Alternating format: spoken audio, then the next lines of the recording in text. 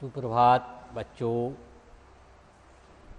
नवांकुर डिजी lesson में मैं आज पीएस राजपूत कक्षा 11 वाणिज्य संकाय के विषय अकाउंटेंसी, इसकी इकाई 3, शीर्षक जिसका है दैनिक पंजी या नकल बही, जनरल का पाठ 8 भाग 8 जो इस इकाई का आखिरी भाग होगा।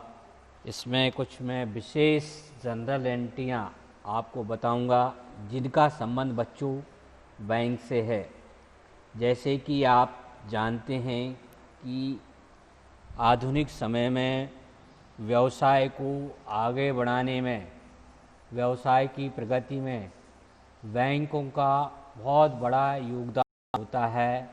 बैंक के माध्यम से किए गए अत्यंत सुरक्षित और फायदेमंद होते हैं।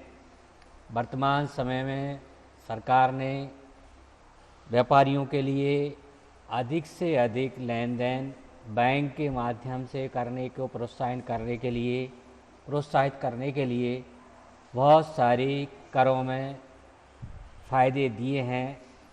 इसी को ध्यान में रख कर के व्यापारी लोग भी अब बैंकों के माध्यम से ज़्यादा लेन देन करते हैं।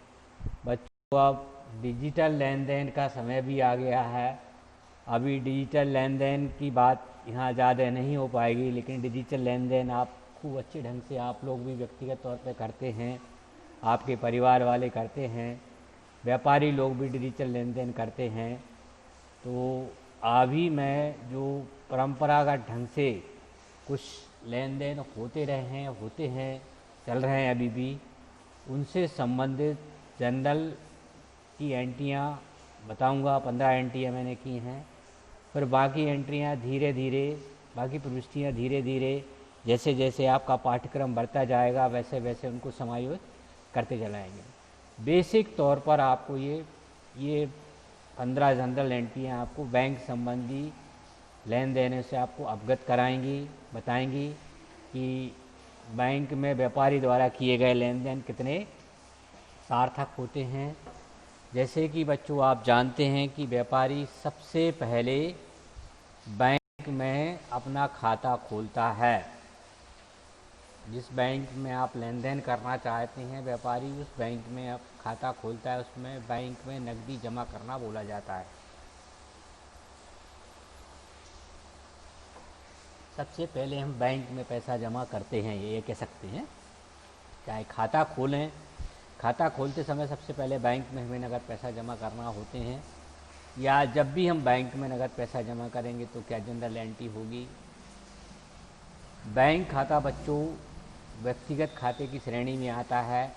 जब भी हम बैंक पाने वाला हुआ तो डेबिट करेंगे और बैंक देने वाला हुआ तो क्रेडिट करेंगे। अर्थात जितनी भी ये 15 एंट्रियाँ मैंने दी हैं, इन सब में एक बैंक खाता अवश्य होगा। यदि ये पाने वाला हो तो इसको आप डेबिट कर देना और देने वाला हो तो इसको क्रेडिट कर देना। तो बैंक में नकदी जमा किए यहाँ 2 खाते आएंगे बच्चों, एक बैंक खाता आएगा और एक रोकड़ खाता आएगा। बैंक खाता व्यक्तिगत खाता है, पाने वाला है, इसलिए इसको आप डेबिट करेंगे। रोकड़ यहाँ जा रही है, रोकड़ खाता वस्तुगत खाता है, इसलिए इसको क्रेडिट करेंगे। आगे इसका मैंने चार्ट भी बनाया है और जनरल भी बना के दिखेंगे आप बच्चों। जब हमें कार्यालय हेतु, यहाँ ध्यान से देखना है कि कार्यालय हेतु हम नकद पैसे बैंक से निकाल के लाएं, कार्यालय व्यय नहीं किए हमने, तो यहाँ पैसा आया है। जस्ट पहले वाली प्रविष्टि की विपरीत प्रविष्टि होगी, रोकड़ आएगी, रोकड़ वस्तुगत खाता है, डेबिट करेंगे, और बैंक देने वाला है, बैंक खाता हमें क्रेडिट करेंगे।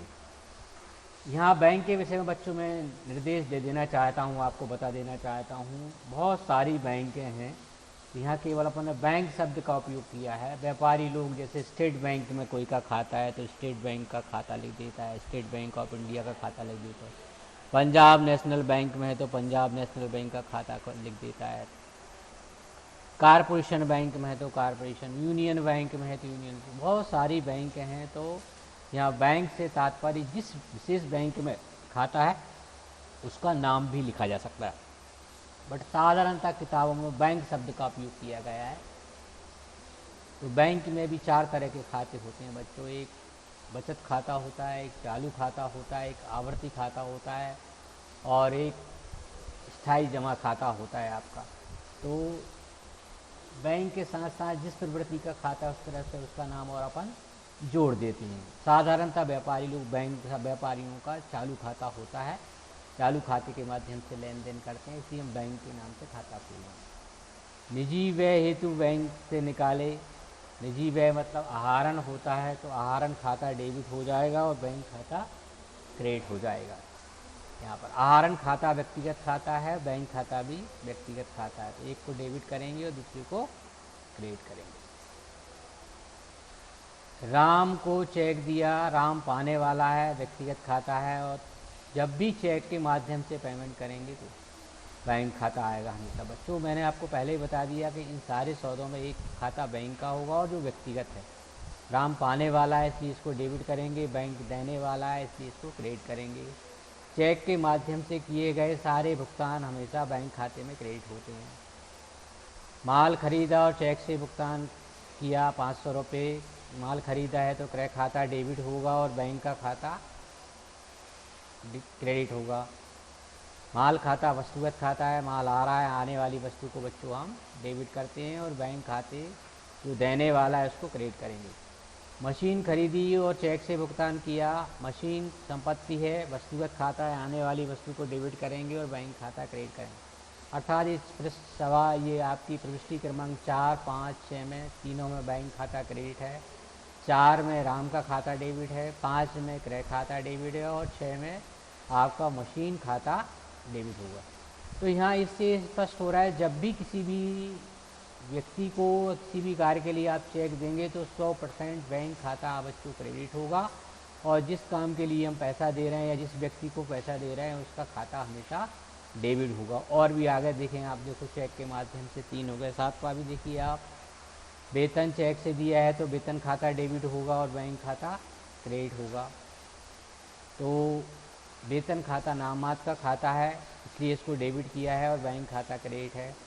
गणेश से चेक मिला, इसका बच्चों में पहले भी बता चुका हूँ आपके लिए कि यदि किसी व्यक्ति से हमें चेक मिलता है और उसी दिन हम जमा नहीं करते हैं तो वहाँ पर ऐसा उसको अपन रोकड़ मान के रख लेते हैं, तो यहाँ रोकड़ खाता डेबिट होगा और गणेश का खाता क्रेडिट होगा। गणेश देने वाला है, यहाँ केवल चेक मिला है और बैंक में जमा नहीं किया। जब चेक मिलता है और बैंक में जमा कर देते हैं तो देखो प्रश्न की आपकी प्रविष्टि क्रमांक 10 के हिसाब से लिखा रहता है, सुरेश से चेक मिला और बैंक में जमा किया। जब तक ये नहीं लिखा रहा है कि चेक मिला और बैंक में जमा नहीं किया तो बच्चों हम उसको रोकड़ ही मान लेते हैं, रोकड़ मान करके उसका लेखा करते हैं।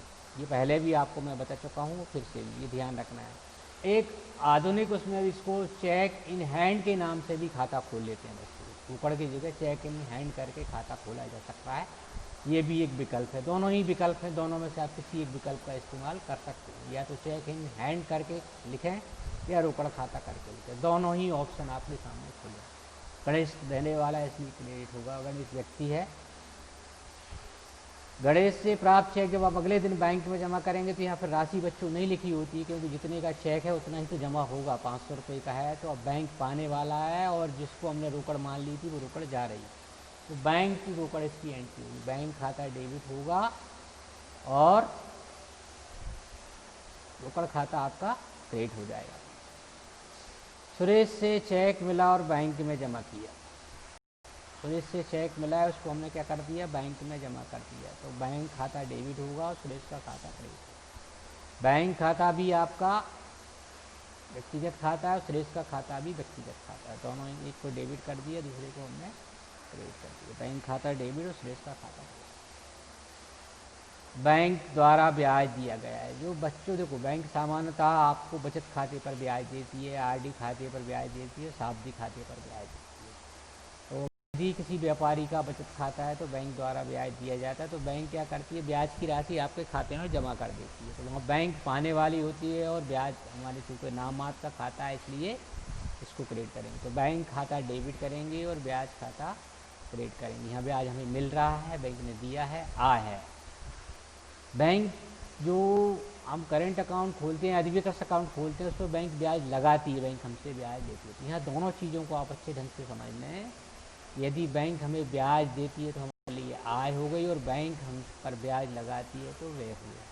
तो जो ओवरड्राफ्ट खाता होता है, अधिविकर्ष खाता होता है, उस पर बैंक ब्याज लगाती है, इसलिए ब्याज खाता डेबिट होता है और बैंक खाता क्रेडिट होता है। और जब देती है तो बैंक खाता डेबिट होता है और ब्याज खाता क्रेडिट होता है। यहाँ 11 नंबर में ब्याज आय थी इसलिए क्रेडिट है, और 12 नंबर में ब्याज डेबिट है इसलिए व्यय है, इसलिए इसको हमने डेबिट किया।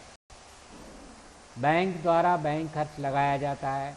बैंक हमारे बहुत सारे काम करती है, उसके बदले में हमसे खर्च वसूल करती है, तो उसको बैंक खर्च खाता बोलते हैं। या बैंक कभी कभी कमीशन लगाती है, तो बैंक कमीशन भी कह सकते हैं उसके लिए। बैंक खर्च खाते के नाम से भी खाता खोला जाता है, और बैंक कमीशन के नाम से भी खाता खोला जाता है। कमीशन को खर्च भी लिखा जा सकता है बच्चों। तो बहुत सारे हमारे बैंक काम करती है, जैसे हम बहुत सारे चेक हमें भुगतान में मिलते हैं, और उन प्राप्त चेकों को हम बैंक में जमा कर देते, तो बैंक क्या करती है, वो सारे चेकों का पैसा मंगा करके हमारे खाते में जमा करती है। उसके बदले में बैंक हमसे, आजकल इतना भी ऐसा भी हो गया बच्चों कि आप एक निर्धारित राशि से नगद राशि यदि बैंक में जमा करते हैं तो बैंक उसका भी चार्ज आपसे वसूल करती है। तो वर्तमान में बैंकें भी क्या कर रही हैं कि लोग ज़्यादा से ज़्यादा चेक के माध्यम से लेन देन करें, डिजिटल लेन देन कर रहे हैं। ऐसा प्रोत्साहन करने के लिए बैंक कई प्रकार के चार्जेस ग्राहक से वसूल करती हैं। तो इसलिए वह है, इसको डेबिट करेंगे और बैंक खाता क्रेडिट होगा 50 रुपये। बैंक से बच्चों यदि हमने ऋण लिया, ऋण लेते हैं तो नकद यदि ऋण लिया है तो रोकड़ खाता डेबिट होगा और बैंक का खाता क्रेडिट होगा। यहाँ रोकड़ आएगी इसलिए डेबिट करेंगे, और बैंक दे रही है इसलिए क्रेडिट। तो बैंक ऋण खाता लिख लेंगे, बैंक की जगह अपन बैंक ऋण खाता लिखेंगे। बैंक के जब किसी से हम ऋण लेते और देते हैं तो उसके आगे ऋण शब्द और लगा देते हैं इसको, तो यहाँ बैंक ऋण खाता कर देंगे, या बैंक भी लिख देंगे तो भी चलेगा इसको। दान चेक्स में दिया है, कोई भी व्यय करते हैं बच्चों तो हमेशा संबंधित व्यय डेबिट होता है और बैंक खाता क्रेडिट। दान देना, वेतन देना, किराया देना, बिजली का बिल देना, टेलीफोन का बिल देना, या अदर कोई भी जितने भी सारे खर्चे होते हैं वो सब डेबिट हो जाते हैं और बैंक खाता क्रेडिट हो जाता है। एक तरह से बहुत सारी जनरल एंट्रियाँ हैं, 15 तो दिखाई दे रही हैं, पर इससे कई बन जाती है। तो सिंपल सी बात हो गई, जब बैंक पाने वाला हो तो वहाँ डेबिट होता है, और बैंक देने वाला हो तो बच्चों क्रेडिट होता है। तो बैंक के माध्यम से किए गए सारे लेन देनों में एक खाता बैंक खाता अवश्य आएगा। बैंक खाता व्यक्तिगत खाता है, इसका जो नेचर होता है व्यक्तिगत होता है। यदि ये पाने वाला है तो डेबिट, और देने वाला है तो इसको हम क्रेडिट कर देते हैं। अब मैंने इसको चार्ट भी बनाया है, जो मैं अभी बोला हूँ चार्ट के माध्यम से देख लीजिए। बैंक में जमा किया है, बैंक खाता व्यक्तिगत खाता है, डेबिट है, राशि प्रश्न के हिसाब से लिखना है आपको। रोकड़ जा रही है, रोकड़ खाता वस्तुगत खाता है, जाने वाली वस्तु को हम क्रेडिट करते हैं। रोकड़ खाता बैंक से हमने पैसा बच्चों से निकाला है तो रोकड़ खाता डेबिट हो गया। रोकड़ खाता आपका वस्तुगत खाता है और बैंक खाता आपका व्यक्तिगत खाता है, इसकी हमने क्रेडिट किया 1000 रुपये। अभी चार्ट के माध्यम से बता रहा हूँ ये चीज़ें, अभी मैंने मौखिक बताई थी। अगला लेन देन निजी व्यय हेतु निकाले हैं। निजी व्यय हेतु जब व्यापार से पैसा निकालते हैं तो आहरण खाता, आहरण खाता व्यापारी का खाता होता है और इसका जो नेचर है वो व्यक्तिगत होता है। ये पाने वाला है इसलिए इसको डेबिट करेंगे, और बैंक दे रही है, बैंक की दोनों ही व्यक्तिगत खाते हैं, एक पाने वाला और एक देने वाला है। तो पाने वाले को डेबिट कर रहे हैं और देने वाले को हम क्रेडिट कर रहे हैं। राम को चेक दिया है हमने, तो दोनों ही व्यक्तिगत खाते हैं। राम पाने वाला है और बैंक देने वाला है। पाने वाले को डेबिट कर दिया और देने वाले को क्रेडिट कर दिया है। 5वें में हमने माल खरीदा है, माल खाता वस्तुगत खाता है, क्रय खाता है, और बैंक व्यक्तिगत खाता है। तो वस्तु आ रही है, आने वाली वस्तु को डेबिट करते हैं और बैंक खाते को हमने क्रेडिट कर दिया। मशीन खरीदी है तो मशीन खाता डेबिट हो गया और बैंक खाता क्रेडिट हो गया। मशीन वस्तुगत खाता है। मशीन के स्थान पर आप कोई दूसरी संपत्ति भी खरीद सकते हैं बच्चों, तो वही संपत्ति डेबिट हो। कंप्यूटर खरीदेंगे कंप्यूटर खाता, मोटरसाइकिल खरीदेंगे तो मोटरसाइकिल खाता, कोई व्हीकल खरीदेंगे तो वाहन खाता हो जाएगा आपका। जो भी चीज़ आप खरीदेंगे उसके नाम से डेबिट होगा वो वस्तुगत ही होगा और बैंक खाता हमेशा क्रेडिट ही होगा। ये ध्यान रखना है अपने को। तो केवल आपको मशीन के स्थान पर दूसरी चीज़ आए तो उसका नाम आ जाएगा। तो इस तरह से कई प्रविष्टियाँ इससे कवर हो रही हैं आपकी इस तरह से। राशि बच्चों प्रश्न के हिसाब से लिखना है, प्रश्न जो दिए उसके हिसाब से राशि 300 रुपये है। अब व्यय के भी बच्चों बहुत सारे खाते होते हैं। वेतन है तो व्यय है, बिजली का बिल व्यय है, टेलीफोन का बिल, भाड़ा व्यय है, किराया व्यय है, बीमा प्रीमियम व्यय है, तमाम कई प्रकार के व्यय होते हैं। सब नाम मात्र के खाते होते हैं। यदि चेक से दिए हैं तो ये सब व्यय डेबिट होते हैं और बैंक खाता क्रेडिट होता है। जैसे कि मैंने अभी को पहले ही बता दिया, बैंक के माध्यम से किए गए लेन देन अत्यंत सुविधाजनक, सहज, सरल होते हैं। आप देख रहे हैं कि अब डिजिटल सब काम हो गया है, तो सब लोग बैंक के माध्यम से घर बैठे ही लोगों को पैसा आदान प्रदान करते रहते हैं। रोकड़ खाता फिर ये बताया था बच्चों मैंने कि यदि किसी व्यक्ति से चेक मिलता है और उस दिन जमा नहीं करते हैं तो उसको रोकड़ मान लेते हैं। रोकड़ के स्थान पर बच्चों चेक इन हैंड के नाम से भी खाता खोला जा सकता है। ये वैकल्पिक विधि है, अभी आधुनिक उसमें जिसने इसमें कर दिया गया है। तो आप दो में से कोई बार, दोनों ही वस्तुगत रहेंगे। आने वाली वस्तु को डेबिट करेंगे और देने वाला जो व्यक्ति है उसको क्रेडिट करेंगे। ये ध्यान रखना है। ये केवल चेक मिलने पर और जब चेक उस दिन जमा न करें तभी होता है, बाकी नहीं होता है। इसको ज़रा गौर से देखें, ध्यान से देखें। फिर इस चेक को मैंने अगले दिन बैंक में जमा कर दिया तो बैंक पाने वाला हो गया और वो रोकड़ चली गई। इस जो चेक को मैंने रोकड़ मान के रख लिया था वो रोकड़ अब मेरी चली गई। तो वस्तु पहले आई थी तो मैंने इसको डेबिट किया था यहाँ देखो, और अब यही रोकड़ क्या हो रहा है, जा रही है, इसलिए मैंने इसको क्रेडिट कर दिया। अब यहाँ सुरेश से चेक मिला है और सेम डे बैंक में जमा हुआ है तो यहाँ रोकड़ मानने की मुझे आवश्यकता नहीं है। बैंक खाता डेबिट करेंगे और सुरेश का खाता क्रेडिट करेंगे। दोनों ही व्यक्तिगत खाते हैं, एक पाने वाला है और एक देने वाला है। इसको चेक को संग्रह करना भी संग्रह हेतु जब भेज देते तो अपन ये मान लेते हैं कि चेक का बैंक में संग्रह हो गया होगा। ब्याज मिला है, देखो अभी मैंने बताया था ब्याज नामात का खाता, आय का खाता, इसलिए मैंने क्रेडिट किया है और बैंक पाने वाला होगा, बैंक का खाता डेबिट करेंगे अपन बैंक। यहाँ ध्यान रखना है, ब्याज यदि आय है तो क्रेडिट और व्यय है तो डेबिट कर देते हैं, तो बैंक उस हिसाब से हो जाता है। तो दिया, बैंक ने दिया, ब्याज लिखा रहेगा तो इसका मतलब मिला है, और लगाया है इसका मतलब बैंक ने हमसे ब्याज दिया है। ये इसकी भाषा होती है। धीरे धीरे करके आप अभ्यास में आ जाएंगे। ब्याज खाता आपका डेबिट हो गया, यहाँ पर व्यय है देखो, लगाया है बैंक ने, और बैंक खाता क्रेडिट। नामात का खाता है, ये व्यक्तिगत खाता है, ये हो गया। बैंक खर्च खाता नामात का खाता है। बैंक कोई भी बैंक द्वारा कोई भी खर्च लगाए जाते हैं सब बैंक खर्च के नाम से जाने जाते हैं। बैंक क्या करती है, अभी आपको कोई खर्च लगाती है तो सीधे आपके खाते में इतनी राशि कम कर देती है और आपके खाते में हमें कम करने के लिए बैंक खाता क्रेडिट करना पड़ेगा। और वह है हमारे लिए नामात का खाता है, इसलिए इसको हम डेबिट करते हैं। ठीक है। और लास्ट 2 एंट्रियाँ हैं। ऋण लिया है हमने बैंक से तो रोकड़ नकदी में ऋण लिया है हमने। यदि बैंक हमें नकदी में ऋण ना देकर के हमें किसी दूसरे खाते में जमा करती है तो वो खाता फिर डेबिट हो जाता है और या बैंक ऋण खाता क्रेडिट हो जाता है। जैसे मान लीजिए हमारा बैंक में एक ऋण खाता है और एक चालू खाता है, और बैंक ने हमें जो ऋण की राशि हमारे खाते में सीधी सीधी जमा कर दी तो बैंक खाता डेबिट करते हो, बैंक ऋण खाता क्रेडिट करते हो। यहाँ हमने ये माना है बैंक से हमें नकदी ऋण मिला है, इसलिए रोकड़ आई है तो रोकड़ खाता हम डेबिट करेंगे। रोकड़ खाता चूँकि वस्तुगत खाता है और बैंक खाता उनका खाता। लास्ट है ये दान खाता, दान दिया है हमने, चेक से दिया है, नामात का खाता हो गया। और तो ऊपर प्रश्न थे, ये मैंने उसके सबके चार्ट बना के आपको दिखा दिए। चार्ट बनाना आपके लिए अनिवार्य नहीं है, चार्ट सिर्फ आपकी सुविधा के लिए मैंने बना कर दिया। अब वास्तविक उत्तर आपका यहाँ से शुरू होता है, जनरल एंट्री में आपको यहाँ से नकल वही में देखो बच्चों, बैंक खाता जो वही का वही तरीका है जो पहले बताया था। यहाँ बैंक पाने वाला है, तारीख यहाँ चूँकि दी नहीं है, तारीख नहीं दी है तो फिर बच्चों हम नंबर डाल देते हैं 1 2 3 4 5 6 ऐसे नंबर डालते चले जाते हैं। और डेबिट क्रेडिट करना आप समझ लें कि जिस खाते को हमें डेबिट करना होता है, जिस खाते को हम डेबिट करते हैं वो यहाँ से लिखते हैं बिल्कुल, और जिस खाते को हम क्रेडिट करते हैं दूसरी लाइन में बैंक में नगद जमा किए 50,000। अगला देखिए बच्चों,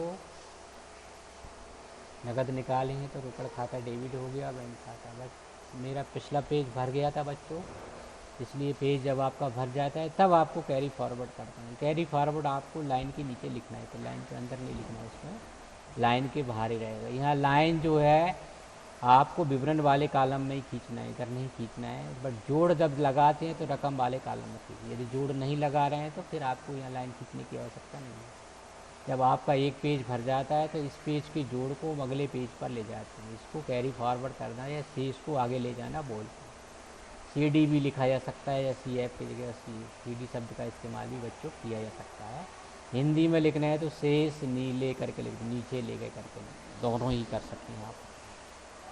अब अगले पेज की शुरुआत मेरे पिछले पेज के जोड़ से, इसको बी एफ करना बोलेंगे। इसको बच्चों लाइन के अंदर लिखना है आपको, इधर लाइन के ऊपर नहीं लिखना है।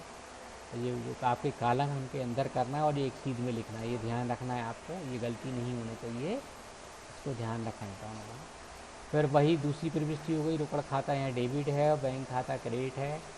डेबिट वाली राशि डेबिट वाले कॉलम में लिखना है और क्रेडिट वाली राशि क्रेडिट वाले कॉलम में आपको लिखना है। और जब सौदा पूरा लिखा जाता है तो उसके ठीक नीचे हम सौदे का एक संक्षिप्त में विवरण लिखते हैं, जिसको ब्यौरे के नाम से जाना जाता है। नकदी कार्यालय व्यय हेतु यहाँ पर अपन ने निकाले। फिर यहाँ लाइन खींची, यहाँ देखो मैंने लाइन पूरी यहाँ तक नहीं खींची है, लाइन आपको कहाँ खींचना है।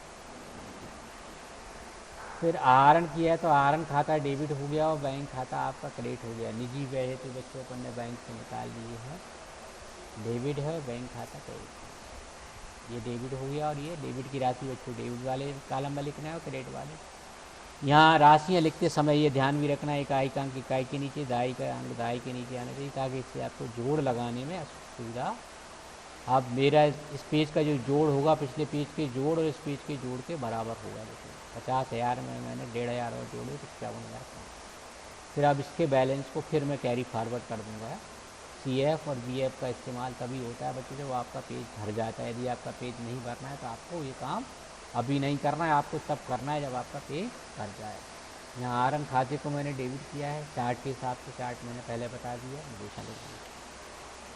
फिर मेरे पिछले पेज की शुरुआत देखो, 51,500 राम को चेक दिया,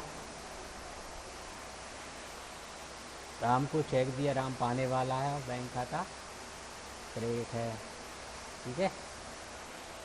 और नरेशन लिख दिया, राशि लिख दी, डेबिट की राशि डेबिट में लिख दी और मैंने क्रेडिट की राशि क्रेडिट में लिख दी। माल खरीदा है, क्रय खाता डेबिट हो गया, बैंक खाता, ये पूरा चार्ट के माध्यम से मैं आपको पीछे बता ही चुका हूँ। नरेशन लिखना है, डेट वाले कॉलम में आप नंबर डालते चले जा रहे हैं, डेट होगी तो डेट लिखते, माल खरीदा और चेक से भुगतान किया।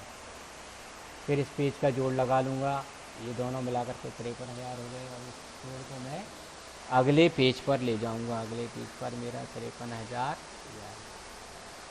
फिर ये खाते आ गए, मशीन खाता डेबिट, बैंक खाता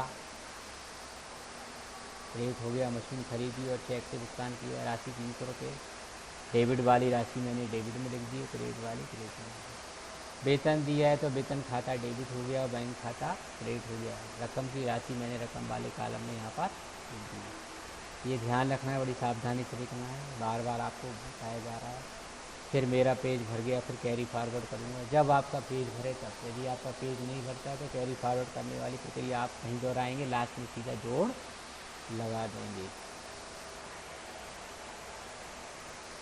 गणेश से चेक मिला, पिछले जोड़ से शुरुआत करूँगा। पिछले पेज का जोड़ मेरा 53,000, ये 500 था, ये आ गया मेरा 53,500 यहाँ पर दोनों। ये सीध में ही लिखना है बच्चों, जोड़ हमेशा सीध में आएंगे, लेकिन डेबिट क्रेडिट की राशि सीध में नहीं आती है, ध्यान रखना है।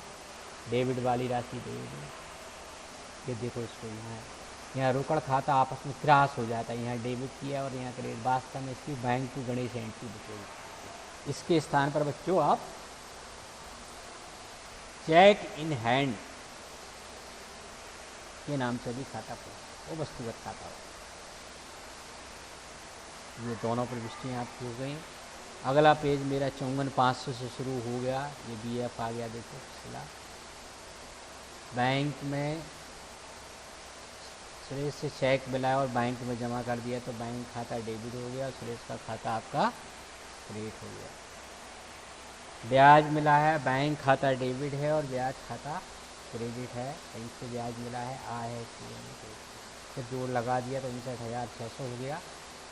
और इस जोड़ को मैं अगले वाले पेज पर आप ले जाऊंगा। 59,600 आ गया मेरा। बैंक ने ब्याज लगाया है तो ब्याज खाता डेबिट और बैंक खाता यहाँ लगाया है बैंक ने, ध्यान रखना, वह है इसलिए इसको डेबिट किया है और बैंक क्रेडिट हो गया। वे हमेशा डेबिट होते हैं, आय हमेशा क्रेडिट होती है। बच्चों बार बार याद करें, बार बार नियमों को दोहराएं, बार बार नियमों को पढ़ते रहें तो करत करत अभ्यास के जड़मति होती सुजान रसरी आवत जाती ही सिल पर परत निशान। अभ्यास करते करते, अभ्यास करने से जड़मति के लोग भी बुद्धिमान व्यक्ति बन जाते हैं। बच्चों आप बार बार जनरल एंट्रियों को दोहराते रहें। दिन में कम से कम रोज़ 10 जनरल एंट्रियाँ, कम से कम 1 महीने तक तो आप रोज़ 10 जनरल एंट्रियाँ विविध तरह की लिखें। और फिर अगले दिनों में आप लिखने की बजाय यदि मौखिक भी करें, लिखें तो और अच्छा है, क्योंकि जितना आप लिखेंगे उतने ही आपके काम में निपुणता आएगी, आप उतने ही कुशल व्यक्ति बन जाएंगे। क्योंकि लेखांकन में, लेखांकन के काम में जनरल का बहुत बड़ा योगदान होता है। जिस स्टूडेंट को, जिस विद्यार्थी को, जिस बच्चे को जनरल एंट्रियाँ अच्छे से आती हैं, वो अकाउंटिंग के मामले में कभी असफल हो ही नहीं सकता, बल्कि वो बहुत बड़ा विद्वान व्यक्ति बन जाता है। तो आप जनरल के तो बहुत सारे अभ्यास करें, बहुत एंट्री हैं, और किताब में जितनी भी जनरल एंट्री आप कीजिए, सॉल्ड अनसॉल्ड जो आपकी किताब चल रही है वो, इसके अलावा भी और किताबों का आप सहारा लाइब्रेरी से लेकर के किताबें, बहुत सारी किताबें लाइब्रेरी में रखी हैं अलग अलग लेखक महोदय की। उन सब की कहीं ना कोई एक आपको नई जनरल एंट्री लिखने का आपको तरीका मिल ही जाएगा। तो आप उनको लें और करें, बार बार करें। अब लास्ट 2 एंट्रियाँ आपकी बची हैं बच्चों, ऋण से संबंधित है। एक रोकड़ खाता डेबिट, बैंक ऋण खाता क्रेडिट हो गया 5,000 रुपये, और एक दान वाली एंट्री, दान खाता डेबिट और इस तरह से बच्चों ये पूरी की पूरी आपकी 15 जनरल एंट्रियाँ जो बैंक से संबंधित हैं। इसमें अधिकतर बैंक संबंधी लेन देन आपके इसमें समाहित हो गए हैं, इसमें आ गए हैं। आप इनका और अभ्यास करें। आपके अभ्यास के लिए किताब में भी बहुत सारी जनरल एंट्रियाँ बैंक संबंधी दी हैं, उनको पढ़ें और आप देखें। अब आपको बहुत सारी चीज़ें स्पष्ट हो गई होंगी। और ज़्यादा अभ्यास करने के लिए आप अन्य पुस्तकों का सहारा ले सकते हैं। आप अपने सहयोगियों से इस संबंध में चर्चा कर सकते हैं। आप अपने शिक्षक से चर्चा करके आप अपने ज्ञान को और बढ़ा सकते हैं। तो आज बच्चों ये बैंक संबंधी जनरल एंट्रियों के साथ ही मेरा जनरल वाला जो भाग है ख़त्म हो गया है, जो दोहरा लेखा प्रणाली में प्रारंभिक लेखे के नाम से जाना जाता है। इसको प्रारंभिक लेखा हम कहते हैं। आप प्रारंभिक लेखे के अगले भाग के लिए, अभी प्रारंभिक लेखा का ही अगला भाग और है, उसके विषय में चर्चा करने के लिए आप अगले वीडियो का इंतज़ार कीजिए। प्रारंभिक लेखा बच्चों आप बहुत अच्छे ढंग से तैयार कर लें। जब प्रारंभिक लेखा आपका मजबूत होगा तो आपका अगला जो वर्गीकरण का और सारांश अच्छा होगा, उसको करने में आपको बड़ा मज़ा आएगा। फिर अकाउंट जिसे आपको कठिन नहीं लगेगा, बल्कि अकाउंट करने में आपको बहुत आनंद की अनुभूति होगी। आप ये कहेंगे कि बस और बस हमें अकाउंट ही पढ़ना है। अकाउंट के जब आप सवाल हल करेंगे, सारे नियमों को आप ठीक ढंग से समझ लेंगे तो बहुत आनंद आएगा। आप जो लोग, कुछ लोग सवालों से मुंह मोड़ते हैं, वो मुंह नहीं मोड़ेंगे बल्कि उसमें ही रम जाएंगे। घर पर रहिए, सुरक्षित रहिए। यदि नवांकुर की आपने डिजिलेशन डाउनलोड नहीं करी है तो उसको डाउनलोड कर रहे हैं। नवांकुर चैनल को सब्सक्राइब करें, अन्य लोगों को करने के लिए कहें। लगभग नवांकुर ने आज तक 3,000 से अधिक वीडियो यूट्यूब पर अपलोड कर दिए गए हैं। उनका सारे बच्चे नवांकुर के बच्चों के साथ साथ अन्य दूसरे विद्यालय के बच्चे भी उसका लाभ ले रहे हैं। तो बच्चों, परिस्थितियाँ ऐसी हैं, ऐसी परिस्थितियों में आपको इसका लाभ अवश्य उठाना चाहिए। अपने ज्ञान को बढ़ाए रखना है। परिस्थितियाँ भले हमारे अनुकूल नहीं हैं, लेकिन हम इन परिस्थितियों में कैसे अपने समय का सदुपयोग कर सकते हैं, कैसे हम अपना अध्ययन को जारी रख सकते हैं, ये आपके लिए एक चुनौतीपूर्ण है। आज के लिए इतना ही। Thank you very much.